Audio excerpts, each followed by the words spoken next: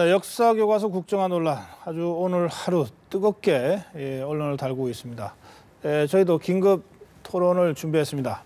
권희영 한국학중앙연구원 교수 그리고 강석진 전 서울신문 편집국장 두 분과 함께 역사교과서 국정화 논란 좀 입장 들어보겠습니다. 어서 오십시오.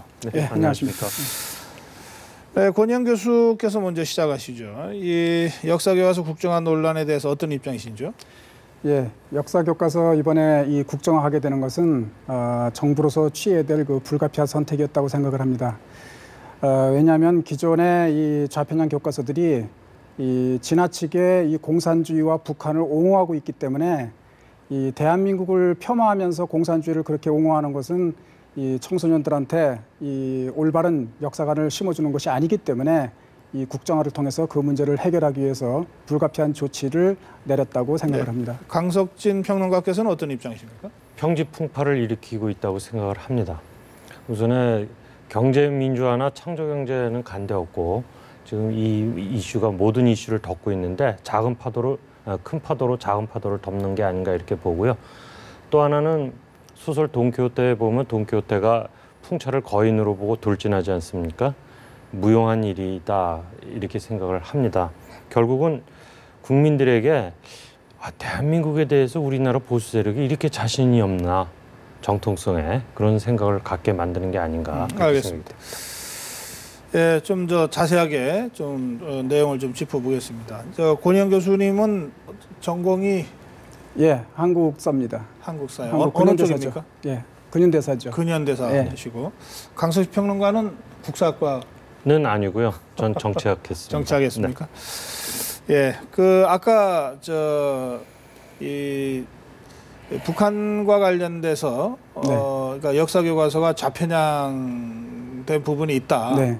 그걸 청소년들한테 가르치면 안 된다 이러셨잖아요. 네. 구체적으로 어떤 부분 어느 정도에 있다고 생각하십니까? 예, 그러니까 이 20세기에 이 인류를 위협한 가장 큰 그 위협이 그 전체주의 아니었습니까?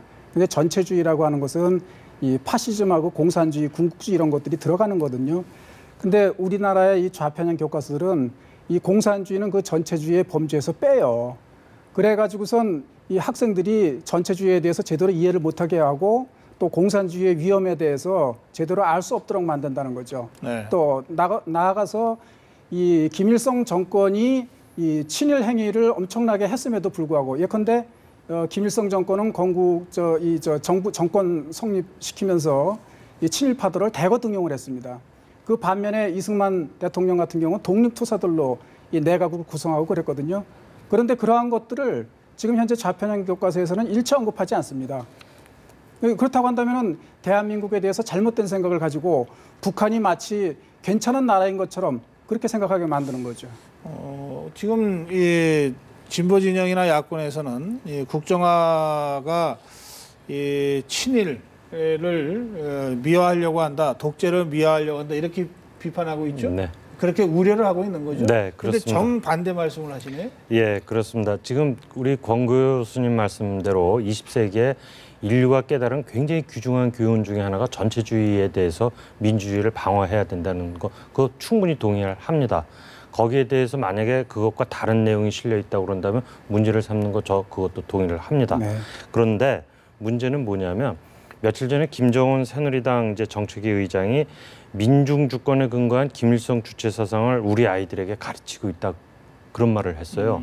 그래서 저 깜짝 놀랐어요. 정말 그러면 이거는 좀 틀어막아야 될 일이다 이렇게 생각을 합니다. 그러나 정말 그런 예가 있는지 내놔보고 이야기를 해보면 좀 다른 이야기가 되고 있어요. 예를 들어서 도종환 이제 위원장 같은 경우에 이야기하기를 도종환 의원이요? 예. 주체 사상이 북한 주민을 통제하고 동원하는 수단으로 이용되었다는 것이 교과서에 분명하게 기술되고 있다. 이렇게 또 이야기를 하고 있거든요. 그러면 정말 교과서에 어떻게 기술돼 있는가 이걸 확인하는 게 우선에 필요하고요. 예. 제가 오늘 대학 강의 시간에 학생들한테 이거 물어봤습니다. 정말 이렇게 민중주권론에 기반을 해서 주체 사상을 찬양하는 내용이 있느냐 학생들한테 물어봤더니 기억이 없다. 그런 내용 없다. 이런 대답들이 많았어요. 알겠습니다. 그래서 그런 내용들을 갖다 실질적으로 명확하게 적시를 해보는 게 좋을 것 같습니다. 명확하게 적시를 해볼까요? 예, 해주시죠. 그러니까 해방 후에 전국을 언급하면서 좌편향 교과서들이 주로 뭐라고 얘기하느냐면은 이 소련은 이 간접 통치를 했다. 인민위원회를 통해 가지고 그다음에 미군은 직접 통치를 했다. 해서 이 소련의 군정이 미군보다 더 우월했다라고 하는 것을 갖다가 애써 강조하려합니다. 그러나 인민위원회라고 하는 것은 사실상 이 북한이 공산주의화의 일환으로서 이 실시한 정책에 불과하고 그 모든 것을 갖다가 이 소련의 지시에 의해서 움직인 것이거든요. 근데 이런 것을 제대로 분별하지 않고 마치 소련이 미군 정보다 우월하게 제대로 민주적인 것을 정치를 한 것처럼 그런 식으로다가 하면은 그건 완전히 역사 왜곡이죠. 만약에 권 교수님 말씀대로라고 그러면 교육부의 검인정 해당된 부서 사람들은 다 해고 대상입니다. 예. 왜냐하면 검인정을 갖다 다 거친 교과서입니다. 네. 그렇게 하고 앞뒤 거두절미하지 않고 거두절미해서 그 부분만 딱 보면은 그런 의심이 들 수 있지만 앞뒤 내용을 다 봤을 때 정말 그러한지는 저희는 다 까놓고 공개 토론을 해보는 게 좋겠다고 예, 저는 생각합니다. 그거에 네. 대해서 수없이 검토를 해봤고 그렇기 때문에 자신 있게 말씀드릴 수 있는 건데 네. 사실은 이 뭐 나중에도 드릴 기회가 있겠지만은 검정 자체에도 문제가 많기 때문에 그러한 그 친공적인 서술이 하나도 걸러지지 않고 그대로 다 노출되어서 교과서에 드러난 겁니다. 예, 검인정 교과서에도 불구하고 그러니까 네. 검인정의 책임은 정부가 있는 거죠? 그렇죠. 교육부가 검인정의 주체죠? 네. 그런데 그 검인정에서 제대로 걸러내지 못했다고 지금 말씀하시는 거잖아요. 예, 그렇습니다. 그러니까 왜 그렇게 된 겁니까? 그러니까 그거는 정부에서 이 교과서를 검정할 때는 네. 분명히 대한민국의 자유민주주의적 헌법 가치라고 하는 것을 인식하고 네. 그 가치를 가지고 있는 사람을 검정위원으로 선정을 해야 됨에도 불구하고 그거에 반대되는 민중사관의 입장을 가지고 있는 사람들을 그대로 다 검정위원회에 선정해가지고 문제를 만드는 거죠. 저는 민주주의에 있어서 가장 중요한 거는 다원성, 다양성에 대한 인정이라고 생각을 합니다. 그리고 대한민국의 민주주의의 정통성은 그런 다양성, 다원성을 인정을 하는 데서 출발을 해야 된다고 생각을 하는데 견해의 다양성, 다원성에 대해서 충분히 인정을 한다는 전제가 깔려야 된다고 생각을 합니다. 저는 다원성에 대해서는 저도 역시 똑같이 동의를 합니다. 그 사관도 그러나 마찬가지입니다. 그러나 자유민주주의 자체를 부정하는 사상이 들어와서는 안 되겠죠. 왜냐하면 독일 바이마르 공화국 같은 거 보십시오. 나치즘을 용납해가지고 결국은 나치즘이 바이마르 공화국을 무력화시키고 붕괴시켰지 않습니까? 우리나라에서도 마찬가지로 이 북한의 이 그 주체 사상이나 공산주의 사상을 갖다가 용납한다고 한다면은 대한민국의 자유민주주의 체제는 붕괴되고 맙니다. 그런 거죠. 그런 차원입니다. 자꾸만 몇 가지 기술을 갖고 대한민국을 부정을 하고 북한 체제를 찬양한다고 몰아가는데 절대 그렇지 않습니다. 지금 시대가 어느 때고 우리 대한민국이 국민의 힘에 의해서 민주화하고 산업화를 한 나라입니다. 정통성이 어디 있는지 어느 쪽이 훨씬 우월한 체제인지 다 압니다. 다 아는데도 불구하고 제가 7점 교과서를 다 봤습니다. 그렇기 때문에 자신 있게 말씀드릴 수 있는 겁니다. 아니요. 권 교수님 보세요. 보수 세력에서 교학사에서 2013년도에 교과서를 만들었습니다. 보수 세력은 시장 자유주의를 굉장히 선호하죠. 시장 자유주의를 좋아하죠.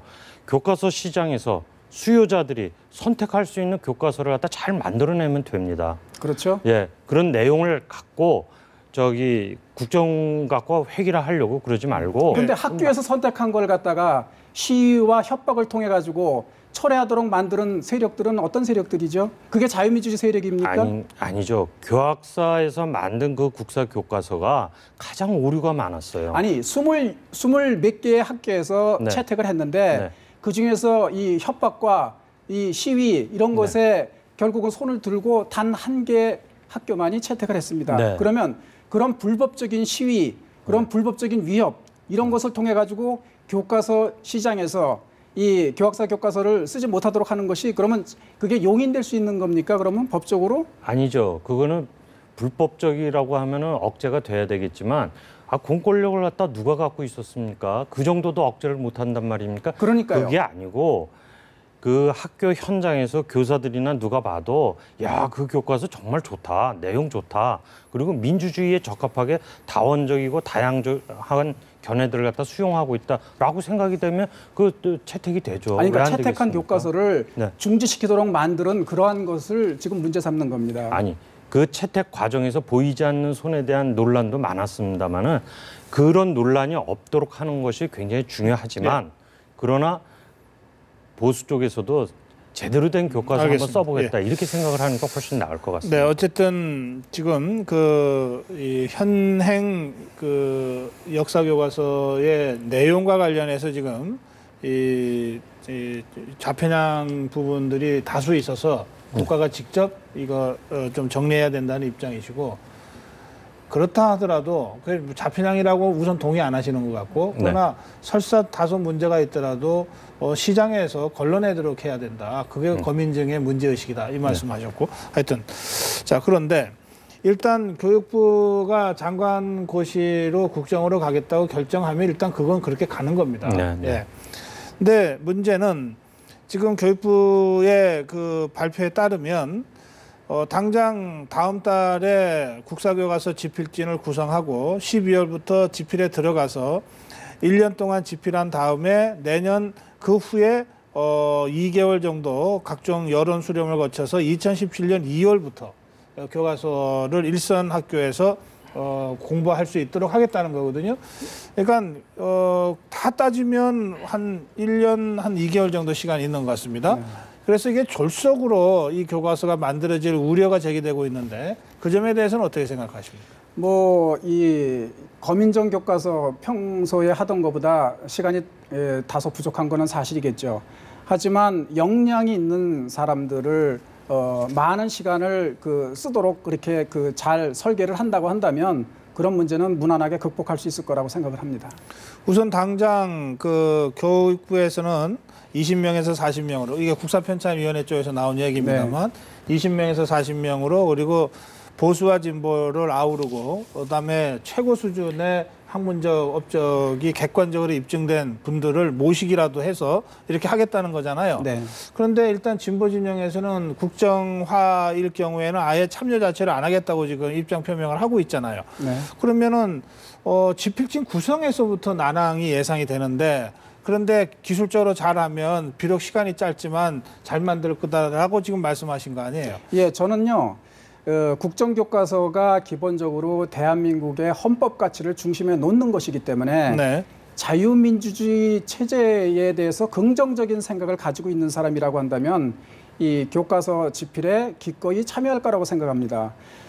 이 대한민국의 자유민주주의 체제를 반대하는 사람들, 즉 인민민주주의적 생각에 의해서 민주구사관을 가지고 있는 사람들은 거기에 참여하지 않겠죠. 그러나 거기서 참여하지 않는 것이 오히려 바람직합니다. 네. 자유민주주의를 받아들인다고 그래서 국정화에 찬성을 해야 된다고 생각지 않습니다. 민주주의의 기본은 견해의 다양성을 인정하는 데 있습니다. 그렇기 때문에 견해의 다양성을 갖다가 무참하게 만드는 일에는 자유민주주의를 신봉하더라도 참여하지 않을 사람들이 많이 있다고 그런 생각합니다. 분도 있겠죠. 그다음에 자유민주주의적 사고를 갖지 않으면 무조건 되고 인민민주주의적 사고를 갖고 있다고 하는데 저는 그거에 대해서도 반대합니다.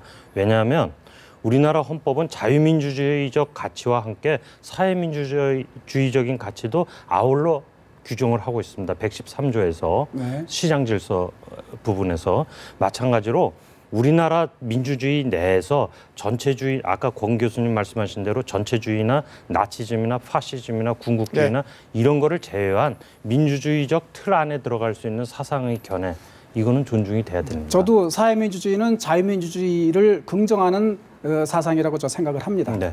그렇게 하고 거기에 집필에 참여하냐 안 하냐 갖고 리트머스 시험지 되듯이 할 필요는 없습니다. 네, 한두 가지만 더 짚어보겠습니다. 지금 시간이 거의 다 돼가는데, 이 정치권이 이 논쟁에 논쟁으로 뛰어드는 게 아니라 정치 행위로 지금 뛰어들고 있는데요. 네. 여야가 지금 전면전 상황까지 지금 연출하고 있지 않습니까? 이 상황, 정치권이 이 문제를 어떤 방식으로, 어떤 수준으로 다루는 것이 좋겠다고 생각하시는지요?